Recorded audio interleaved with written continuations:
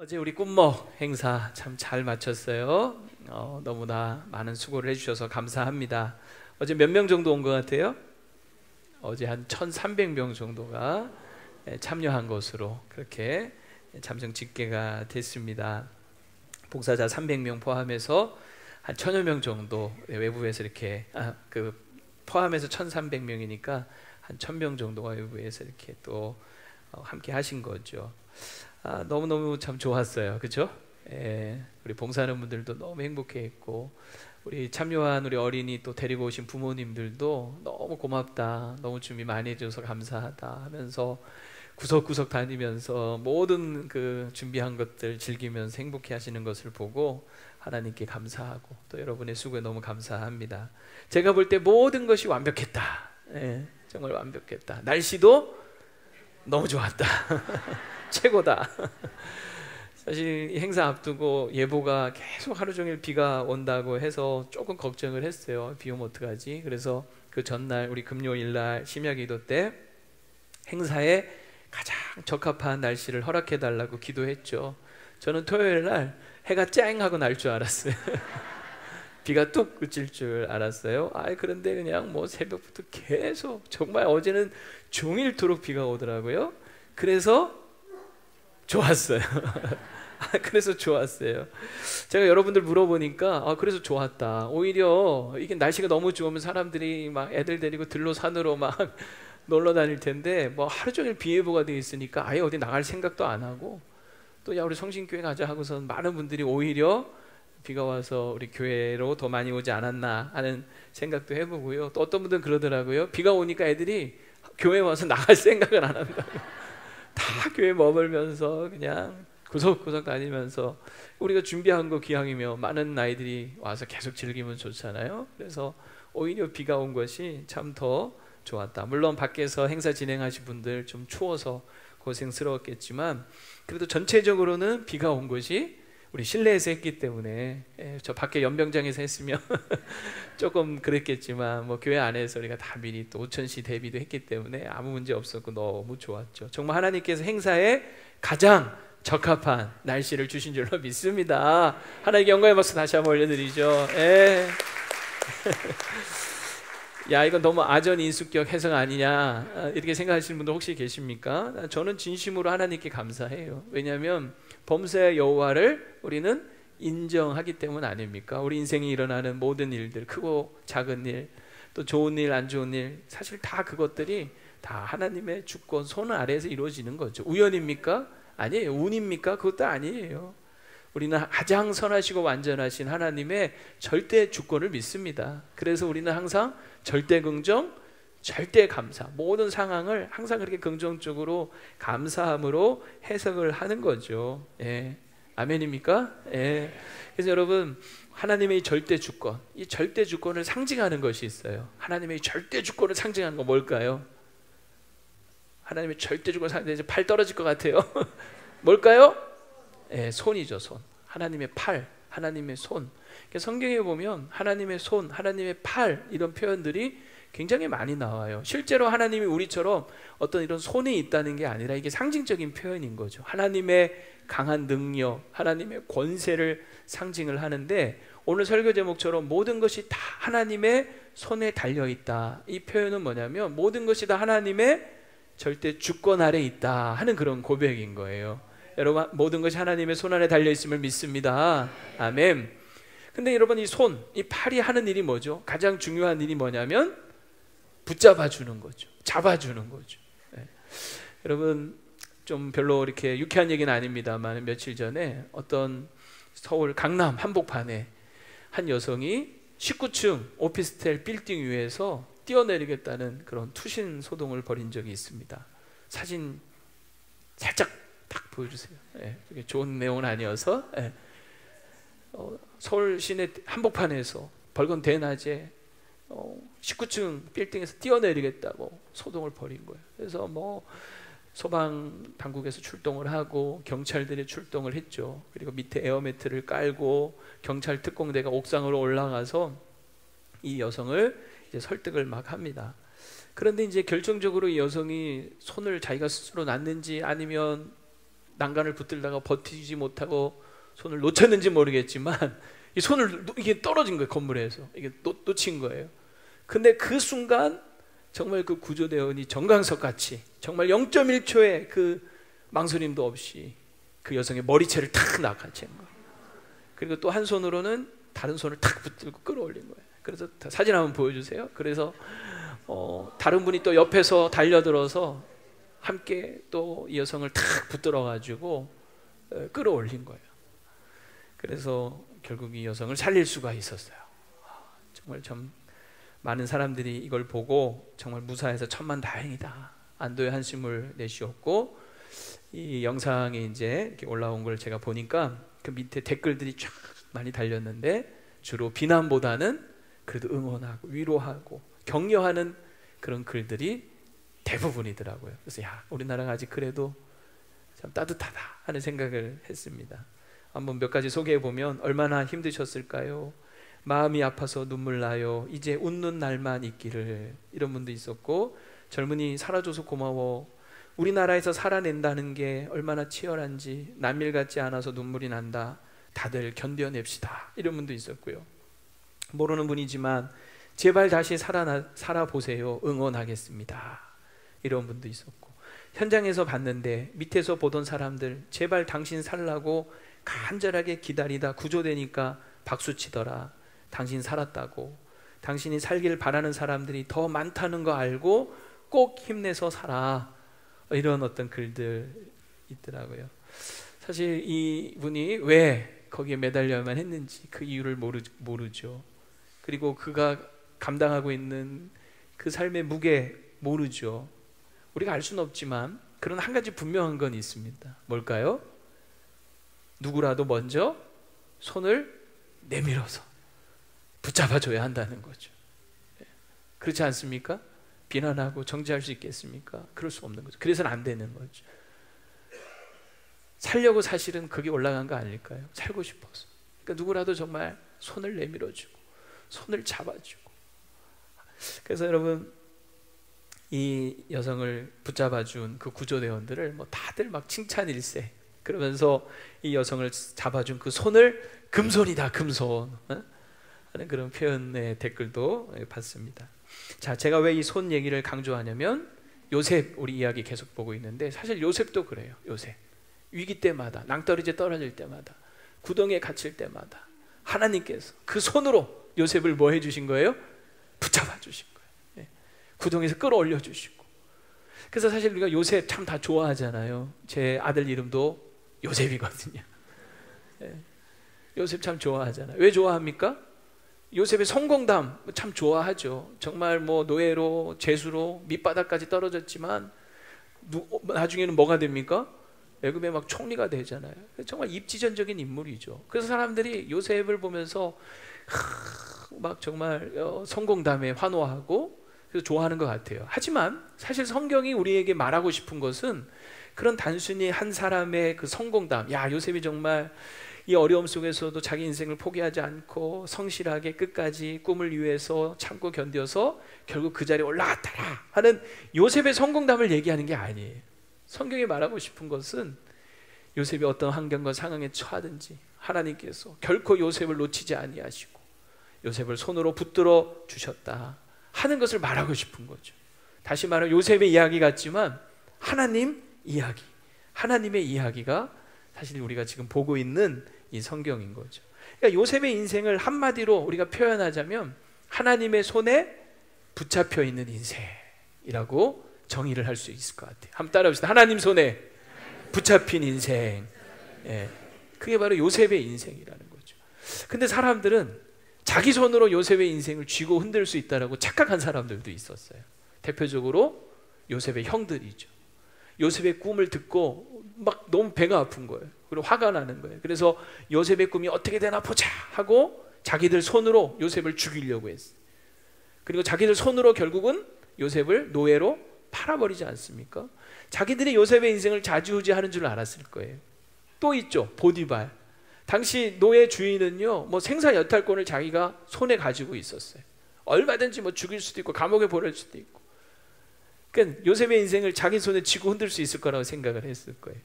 보디발의 아내는 어떻습니까? 그 자기 손으로 요셉의 옷을 빼앗았죠. 그리고 누명을 씌웠죠. 그래서 감옥까지 보내버리잖아요.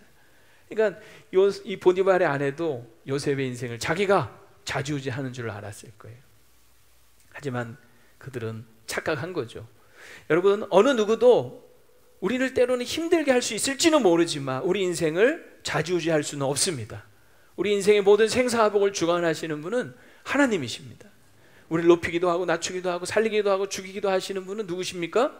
하나님이세요. 하나님. 모든 것이 다 하나님 손에 있는 거예요. 여러분, 야곱은 또 어떻습니까? 야곱은 반대로 요셉을 위해서 정말 우리 부모님들처럼 아낌없이 모든 것을 다 쏟아주고 특별히 막 정말 형제들이 시기할 만큼 사랑하고 편애까지 했잖아요. 그런데 여러분, 야곱이 그 손으로 요셉을 위해서 해줄 수 있는 것이 무엇입니까? 그저 채색 옷 입혀준 것 정도? 그러나 그 채색 옷 때문에 오히려 형제들의 미움을 더 받게 만들었죠. 자식을 위한 줄 알았는데 오히려 자식에게 더 해를 가하게 되는 그런 일을 벌이죠. 그리고 요셉이 여러분 노예로 팔려갈 때, 감옥에 갇힐 때 야곱은 전혀 몰랐잖아요. 죽은 줄로만 알았잖아요. 야곱이 해줄 수 있는 것이 무엇이었습니까? 야곱의 손으로 요셉을 위해서 해줄 수 있는 것은 아무것도 없었어요. 어쩌면 이게 오늘 우리의 한계인 거죠. 부모로서 자녀들을 위해서 아낌없이 다 주고 싶지만 때로 우리 부모로서 자식을 위해서 해줄 수 있는 것이 별로 없다는 한계를 늘 느끼면서 사실 살잖아요. 그러니까 결국 우리 인생 누가 주관하는 겁니까? 부모도 사실은 주관하지 않는 거죠. 누가 주관합니까? 하나님이 주관하시는 거예요. 하나님의 손 안에 있는 거죠. 그래서 우리 자녀들을 자꾸 하나님 손에 맡겨드려야 되는 거예요. 내 손으로 내가 다 해준다고 생각하면 안 돼요. 내가 해줄 수 있는 것은 지극히 제한적이에요. 하나님 손에 여러분 자녀들을 온전히 맡겨드릴 수 있기를 바랍니다. 여러분, 요셉도 누구보다도 이 사실을 너무 잘 알았어요. 내 인생 하나님 손에 있다는 걸 너무 잘 알았어요. 그래서 그는 언젠가 요셉의 그 형들 앞에 이런 고백을 하죠. 창세기 45장인데요. 하나님이 큰 구원으로 당신들의 생명을 보존하고 당신들의 후손을 세상에 두시려고 나를 당신들보다 먼저 보내셨나니 그런즉 나를 이리로 보낸 이는 누구예요? 당신들이 아니고 하나님이시라 고백하죠. 하나님이 나를 바로에게 아버지로 삼으시고 그 온 집의 주로 삼으시며 애굽 온 땅의 통치자로 삼으셨느니라. 여러분, 이게 요셉의 고백이에요. 형들이 나를 판 것 같지만 아니다. 하나님이 나를 보내신 거다. 하나님 손에 있다는 고백을 하는 거죠. 자기가 총리가 된 것도 애굽의 온 땅의 주가 된 것도 다 하나님이 그렇게 삼으신 거다 라는 고백을 하고 있습니다. 오늘 본문이 이 요셉의 고백을 너무나 잘 보여주는 그런 고백이에요. 요셉의 과거, 현재, 미래 이렇게 세 부분으로 한번 나눠서 살펴보려고 합니다. 먼저 요셉의 과거. 요셉은 이렇게 고백하죠. 지난날의 모든 고난도 하나님이 다 잊게 하셨습니다. 그 고백으로 아들을 낳고 첫째 아들 이름을 뭐라고 지었어요? 므낫세. 므낫세 이름이 무엇입니까? 우리 성경 그대로 한번 보면 하나님이 내게 내 모든 고난과 내 아버지의 온 지비를 잊어버리게 하셨다. 사실 여러분, 이게 잊기 쉬운 게 아니잖아요. 생각해 보세요. 지난 13년 동안 형들 때문에 얼마나 모진 고생을 했습니까? 여러분, 노예 생활 쉽겠습니까? 거기다가 또 감옥 생활 얼마나 여러분 힘듭니까? 그러니까 정말 생각만 해도 이가 갈리고 치가 떨리고 온몸이 부들부들 떨릴만 하죠. 이걸 어떻게 그냥 인간적으로 내 힘으로 잊을 수가 있겠냐고요. 나한테 조그만 상처 준 말도요, 그거 잘 안 잊혀지는 게 우리 인간이잖아요. 그런데 요셉은 아들을 낳고 고백하는 거예요. 하나님이 다 지난 과거의 일 뭐하게 하셨다? 잊어버리게 하셨다. 잊어버리게 하셨다. 왜 그렇습니까? 과거도 하나님 손에 있다는 걸 믿기 때문인 거죠. 그래서 과거의 그 모든 자기가 겪은 일들도 결국은 하나님께서 다 합력해서 선을 이루시고 그 형들의 악조차도 하나님이 선으로 바꾸셨다. 그러니까 지난 과거도 그냥 과거에 일어난 일만 생각하면 부하가 나고 치가 떨리지만, 그러나 그것도 하나님 손 안에서 하나님께서 나의 인생을 향한 선한 일들을 이루어 가신다는 것을 생각하니 이것조차도 문제가 안 되는 거죠. 그러니까 하나님이 잊어버리게 하셨으니 더 이상 요셉은 과거에 매이지 않는 거예요. 그래서 자신을 괴롭혔던, 고통을 줬던, 아픔을 줬던 사람들 다 용서하고 잊어버립니다. 여러분, 요셉이 형들에게 복수합니까? 안 합니다. 보디발에게 복수합니까? 보디발의 아내한테 복수합니까? 내 인연 일로 와 하고 당장 끌어와라 하고 했습니까? 성경에 보면 전혀 그렇지 않아요. 복수할 힘이 없어서가 아니에요. 이미 총리가 됐어요. 바로 다음이에요. 보디발도요, 이제는 자기 밑이에요. 얼마든지 마음만 먹으면 칼 빼들고 복수할 수 있지만, 그러나 요셉은 하나님이 이미 있게 하셨는데 그런 일로 더 이상 인생 낭비하지 않는 거죠. 여러분도 인생 살다 보면 누군가에게 서운한 일, 속상한 일, 상처받은 일, 억울한 일, 손해당한 일 생각하면 막 화딱질 나는 일 있어요, 없어요? 있죠. 그거 주님 안에서 다 잊어버리시기를 축원합니다. 그거 생각하면서 밤잠 설치지 마시기 바랍니다. 두고 보자 하면서 입 바득바득 갈면서 벼르다가요, 먼저 자기 자신이 망가지는, 내가 먼저 심령이 골병 드는 거예요. 두고 보자 하면서 결국 자기가 먼저 죽는 거예요. 여러분, 차라리 빨리 잊게 해달라고 하나님께 기도하시기를 바랍니다. 잊어야 될 것은 빨리 잊어야 정신건강에 좋은 거예요. 가끔 보면요, 어떤 분들은 부부싸움을 하면 막 10년 전 얘기, 심지어 막 20년 전 얘기까지 막 꺼내요. 아니, 우리 집 얘기 아니에요. 오해하지 마세요. 아니, 어떻게 피곤해서 어떻게 살아요? 뭐 그냥 뭐 퍽퍽 하면 그냥 뭐 옛날 얘기, 과거 얘기, 지난 얘기 막 꺼내면서 공격하고 찌르고, 언제까지 그렇게 피곤하게 삽니까? 하나님이 우리에게 주신 선물 중에 하나가 뭐냐? 망각의 은혜, 망각의 은혜. 지나온 모든 것들 다 우리 머릿속에 기억나면요, 우리 머리 터집니다. 미쳐버립니다. 어떻게 삽니까? 하나님이 자꾸 잊게 하시는 거예요. 잊어버리는 것도 은혜입니다. 예. 네, 치매는 걸지 마시고. 어쨌든 여러분, 하나님 잊게 하시는 이것도 은혜인 거죠. 내 아픔, 상처 하나님 빨리 잊게 해달라고 여러분 기도하세요. 요셉이 과거에 매이지 않고 훌훌 다 털어버릴 수 있었던 것, 복수하지 않고 용서할 수 있었던 것은 과거조차도, 과거에 일어난 모든 일도 다 하나님 손 안에 있음을 알았기에, 믿었기에 그렇게 용서하고 털어버리기 일어설 수 있었던 거죠. 여러분, 두 손이 있지 않습니까? 이 두 손으로 뭐 하겠어요? 왼수 같은 인간 멱살 잡고 여러분 싸울 생각하지 마시고, 여러분 이 두 손을 모아서 기도하시기 바랍니다. 이 두 손 뻗어서 그 인간 축복하시기 바랍니다. 두 손 넓게 벌리고 그 인간 안아주시기를 바랍니다. 이 두 손으로 뭐 하겠어요? 예, 그렇게 하세요. 두 번째, 현재, 요셉의 현재. 오늘날 성공도 하나님이 허락하셨다라는 고백을 하죠. 둘째 아들 이름 낳았는데 뭐라고 이름 지었냐? 에브라임. 에브라임의 뜻은 뭐예요? 하나님이 나를, 내가 수고한 땅에서 뭐하게 하셨습니까? 번성하게 하셨다, 성공하게 하셨다라는 고백이죠. 요셉이 총리가 된 거 운이 좋아서입니까? 잘나서입니까? 기회가 좋았기 때문입니까? 열심히 노력했기 때문입니까? 그것도 맞을 수는 있어요. 그러나 요셉은 그렇게 고백하지 않는 거죠. 하나님의 은혜입니다 라고 고백을 하는 거예요. 사실 요셉만큼 열심히 산 사람이 어디 있어요? 요셉의 그 성실함, 최선을 따라가려면 정말, 여러분 정말 요셉 그 둘째 치라면 서러운 사람 아니겠습니까? 누가 그걸 쉽게 따라갈 수가 있겠어요? 노예로 끌려갔는데도 노예로서 최선을 다하고, 감옥에 갔는데도 감옥에서도 최선을 다하는 거예요. 이거 정말 쉽지 않은 거죠. 그런데 요셉은 지금 자신이 이렇게 된 것은, 이 애굽 땅에서 자기가 이렇게 번성하게 된 것은 내가 이렇게 열심히 살고 잘나서가 아니다, 오직 하나님 덕분입니다 라고 고백을 하는 거예요. 우리가 그렇게 고백할 수밖에 없는 이유가 뭡니까?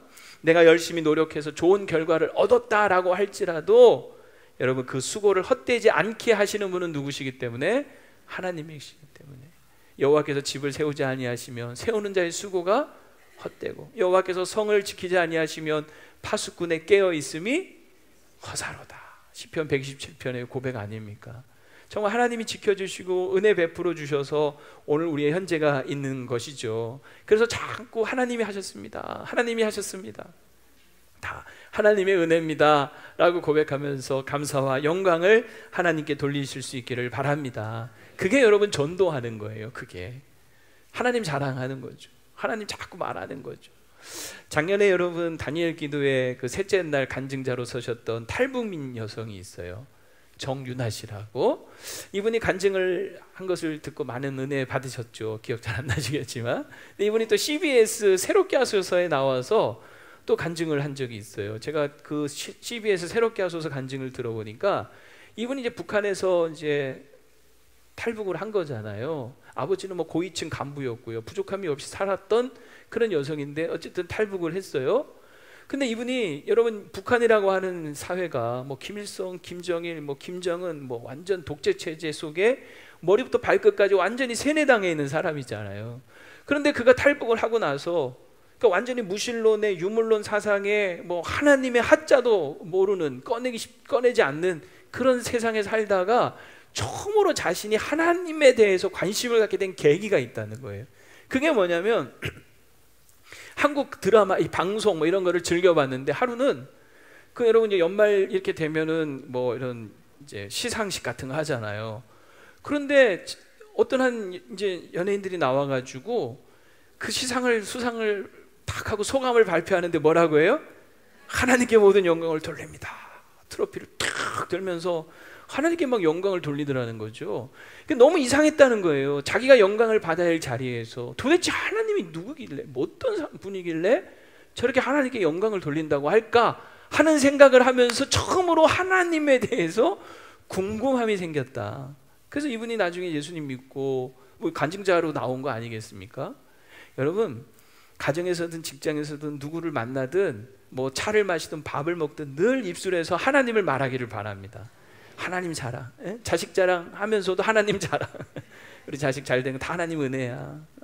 다 하나님 내가 믿어서 하나님 도와주셨어. 늘 하나님. 그게 여러분 전도하는 거예요. 사람들에게 하나님에 대한 궁금함을 갖게 만드는 거죠. 그런데 의외로 많은 사람이 어려울 때는 그렇게 하나님 찾다가 조금 잘 풀리고 잘 되면 언제 그랬냐는 듯이 까먹어 버리죠. 다 자기가 잘난 줄 알고 착각할 때가 얼마나 많아요. 그래서 바울은 선줄로 생각하거든 뭐 하라고 했어요? 넘어질까 조심하라. 내가 좀 섰다라고 생각할 때 꼭 넘어지더라는 거예요. 사람들 다 자기가 잘난 줄 알고 교만하다가 그렇다는 거죠. 뮤지컬 배우 중에 김선영 씨라고 있는데 이분이 한 번은 어떤 시상식에서 여우주연상을 받은 거예요. 최고의 영예죠. 그래서 엄마한테 전화를 했대요. 근데 엄마가 너무 기뻐하면서 막 딸 너무 축하해 하면서 막 같이 기뻐하다가 마지막 한마디 이렇게 얘기를 하시더래요. 근데 딸, 네가 잘해서 그렇게 된 거 아니란 거 알지? 뭐 갑자기 뭐 찬물 끼얹듯이. 근데 이게 뭐냐? 정말 딸을 사랑하는 엄마의 사랑, 마음이죠. 괜히 딸이 교만해서 넘어질까 봐 네가 잘나서 네가 잘해서 그렇게 된 거 아닌 거 알지? 즉 하나님의 은혜라는 거 잊지 마, 이런 얘기 아니겠습니까? 여러분, 요셉이 사실 총리가 됐어요. 엄청난 성공을 거둔 거 아닙니까? 그런데도 그가 자만하지 않을 수 있었던 거, 그것은 현재의 성공도 다 누구 손에 있는 거다? 하나님 손에 있음을 믿고 영광을 하나님께 돌린 거죠. 그 이름이 에브라임, 여호와께서 하나님이 나로 하여금 이 수고한 땅에서 번성하게 하셨습니다 라는 고백이에요. 여러분, 이 두 손 가지고 뭐 하시겠어요? 내가 있습니다 두 주먹 불 건지고 막 그냥 막 하지 마시고 이 두 손을 하나님께 펴서 영광을, 두 손을 높이 드시고 하나님께 영광을 돌리시기를 바랍니다. 아멘.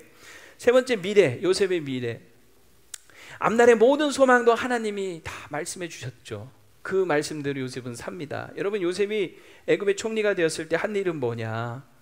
오늘 여러분 본문의 46절에 보면 요셉이 30세에 총리가 되잖아요. 그러자 애굽 온 땅을 순찰하죠. 그리고 무엇을 하냐면 풍년의 때에 7년 동안 풍년이 있었잖아요. 그때 흉년을 대비합니다. 왜 풍년의 때에 흉년을 대비하느냐? 하나님이 흉년을 뭐 하셨기 때문에요? 이미 말씀하셨죠. 꿈을 통해 예고를 하셨어요.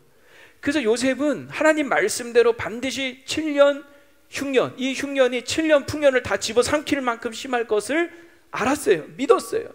그래서 7년 대풍년이 있을 때에도 꼬박꼬박 곡식을 저장하고 모으기 시작합니다. 어느 정도였냐면 47절 보면 7배 풍년에 토지 소출이 심히 많았죠. 48절에 그런데 그 7년 곡물을 거두어 각성에 저장하되 그것을 쌓아두죠. 49절에 보면 쌓아둔 곡식이 어느 정도로 많았냐? 바다 모래같이 심이 많았어요. 세다 이제는 세기를 포기했어요. 왜? 그 수가 한이 없었기 때문에. 정말 셀 수 없을 정도로 쌓아놓은 거죠. 요셉이 왜 이렇게 합니까? 요셉이 뭐 저축정신, 전략정신이 남보다 투철해서입니까? 아니에요. 여러분, 요셉은 하나님의 말씀을 믿은 거죠. 흉년이 올 거다 하나님 말씀하셨고, 요셉은 그 말씀대로 정말 1.1획도 의심 없이 그대로 믿은 거예요. 될 것을.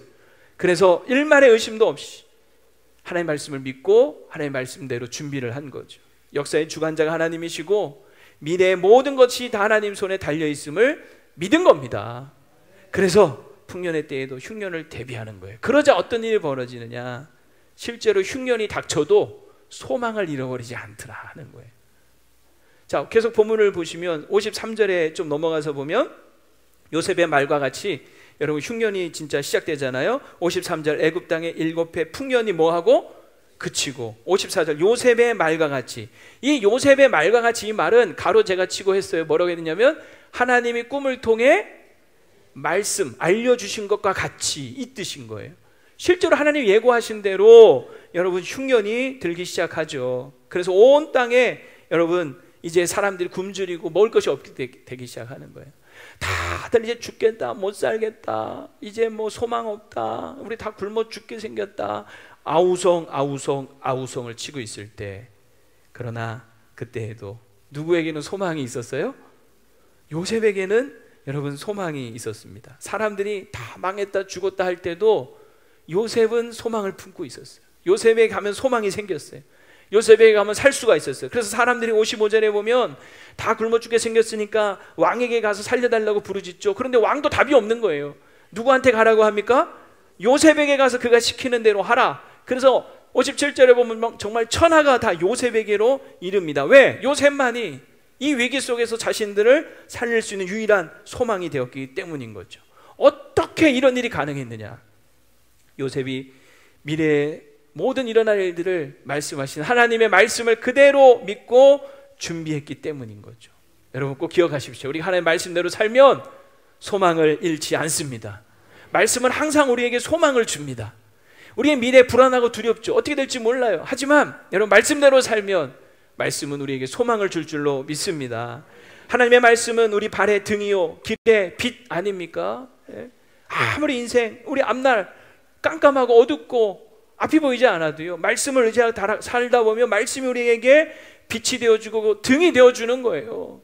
그래서 여호수아 1장 8절에는 이 율법책을 내 입에서 떠나지 말게 하고 주야로 그것을 묵상하여 그 안에 기록된 대로 다 지켜 행하라. 그리하면 내 길이 평탄하게 될 것이며 내가 형통하리라. 할렐루야. 여러분 뒷부분만 좋아하시죠? 내 길이 평탄하고 형통. 근데 그러려면 앞에 주야 이 말씀을 묵상하고 그 안에 기록된 대로 행하는 거죠. 우리 입에서 떠나지 않게 하면서. 우리 미래 아무도 모르지만 미래도 하나님 손에 달려 있습니다.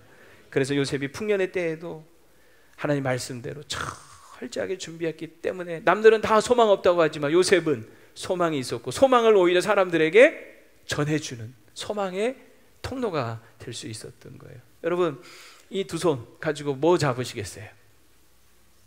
뭐 잡으시겠어요? 에? 뭐 잡으시겠어요? 인생 답답하고 막막하고 우울할 때 뭐 잡으겠어요? 에? 그냥 뭐 술 퍼마시면서 취해서 해롱해롱 거리시 아무 답 없어요.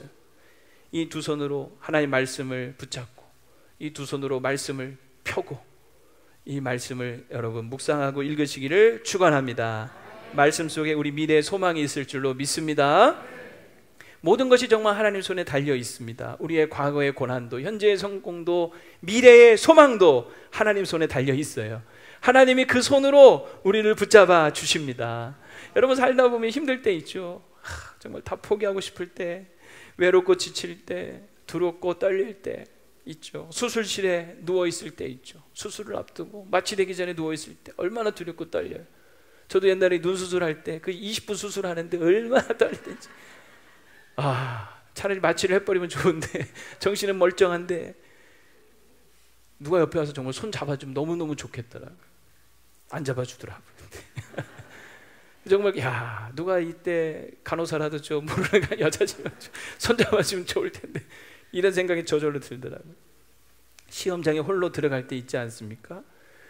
그럴 때 누가 정말 내 손 잡아주면 얼마나 힘이 납니까? 그런데 여러분 기억하십시오. 하나님이 이미 여러분을 향하여 힘껏 손을 뻗고 계시다는 것 잊지 마십시오.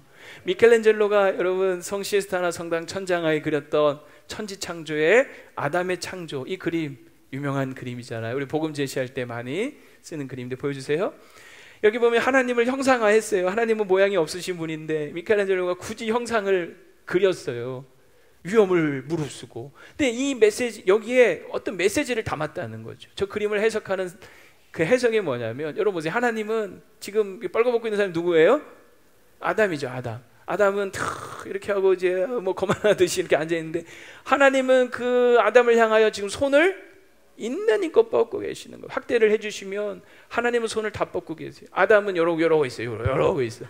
이 손가락 뭐 하면 돼요? 이제 펴면 돼. 까딱 펴면 돼. 까딱 펴면 하나님의 손과 접촉이 되는 거죠. 전능하시고 무한하신 하나님과 접속이 되는 거예요. 마치 전기가 접속이 되면 거기에 불이 밝혀지고 생명, 막 이게 운동력이 생기는 것처럼, 그것처럼 손 까딱하는 이거, 이게 뭘까요? 이게 믿음이에요. 믿음. 이게 기도예요. 기도. 하나님을 향해 손을 뻗으시기를 바랍니다. 하나님이 여러분을 향해 손을 내밀고 계세요. 그 손 붙잡으면 되는 거죠. 이사야서 41장 10절에 보면, 그래서 두려워 말라, 내가 너와 함께함이라, 놀라지 말라, 나는 내 하나님이 됨이라, 내가 너를 굳세게 하리라, 참으로 너를 도와주리라. 그 다음 구절 다 같이 시작. 참으로 나의 의로운 오른손으로 너를 붙들리라. 오른손 권능의 손, 능력의 손 붙들리라. 시편 37편, 그는 넘어지나 아주 엎드러지지 아니하면 여호와께서 그의 손으로 붙드심이로다. 하나님이 여러분 우리를 붙들어 주실 줄로 믿습니다. 어떻게 붙들어 주실까요? 다양한 방법들이 있어요. 한 여인이 삶의 소망을 다 잃고 이제 죽어야 되겠다. 그래서 죽을 곳을 찾다가 헤매다가 우연히 낯선 교회를 본 거예요. 그래서 내가 죽기 전에 마지막으로 교회가 한번 가봐야 되겠다. 그래서 교회에 들어가서 저 뒷자리에 앉아 있는데, 그날따라 목사님 설교가 1시간 내내 죽지 말라. 아니 본인이 뭐 올 줄 알고 그렇게 했어요. 전혀 모르는 자기를 위해서 1시간 내내 목사님이 메시지가 죽지 말라는 거였대. 그것을 이 여인이 자기를 향한 하나님의 음성으로 듣고 다시 살 용기를 얻고, 뱃속에 아이까지 있었는데 아이를 낳고 나중에 잘 키웠다는 그런 간증. 여러분 탤런트 최수종 씨가요, 한때 젊은 시절에 집안이 쫄딱 망해가지고 정말 학교도 포기하고 인생 이제 포기하면서 매일 친구한테 술 얻어먹고 강남 저 고속버스 터미널 벤치에 웅크리고 맨날 잤대요. 뭐 젊은 날 자기 인생 망했다고 그렇게 맨날 술 취해서 벤치에 웅크리고 자는데, 하루는 지나가던 노숙자가 신문지 한 장 이렇게 덮어주면서 이거라도 덮어, 안 그러면 얼어 죽어. 이분이 그때 정신 번쩍 차렸다는 거예요. 저분도 저렇게 자기도 힘든데 이 신문지 한 장 이렇게 나눠주는 그 선행을 보면서 내가 정신 차려야지, 내가 열심히 다시 살아봐야지, 용기를 얻고 그대로 열심히 살다가 결국 탤런트까지 되고 믿음 좋은 하나님의 사람으로 지금도 잘 살고 계시지 않습니까? 여러분 하나님이 우리를 향해 손을 내밀고 계시는데요, 때로는 우리에게 말씀을 보내시기도 합니다. 그래서 예배 시간마다 여러분 주님 앞에 나오시기 바랍니다. 하나님 말씀을 통해서 여러분을 붙잡아 주시는 거죠. 때로는 정말 선한 사마리아 같은 참 좋은 사람들 보내주시기도 합니다. 때로는 정말 기적 같은 일들을 보여주시기도 합니다. 때로는 누군가 전해주는 전도지 한 장, 우리가 전해주는 그 전도지 한 장이 누군가에게 하나님의 손길이 될 수 있습니다. 친절한 말 한마디, 그게 하나님의 손길이 될 수 있습니다. 교회 공동체 안에서 목장 예배에서 서로 힘들고 어려운 상황들을 나누고 눈물로 같이 기도해 줄 때 하나님의 붙잡아 주시는 손길을 느끼기도 하는 거죠. 하나님은 다양한 방법으로 오늘도 여러분을 향하여 손을 뻗고 계시고 여러분을 붙잡아 주고 계십니다. 요셉을 붙잡아 주신 것처럼 오늘도 우리를 붙잡아 주실 줄로 믿습니다. 하나님 손 붙잡고 일어서십시오. 죽지 마십시오. 말씀을 정리합니다. 여러분 모든 것이 다 하나님 손에 달려 있어요. 우리의 과거도, 우리의 현재도, 우리의 미래도 다 하나님 손에 있습니다. 과거는 용서하시고 현재는 감사하시고 미래는 소망하십시오. 하나님의 손 꼭 붙잡고 하나님 손에 꽉 붙잡힌 인생들 다 되시기를 축원합니다.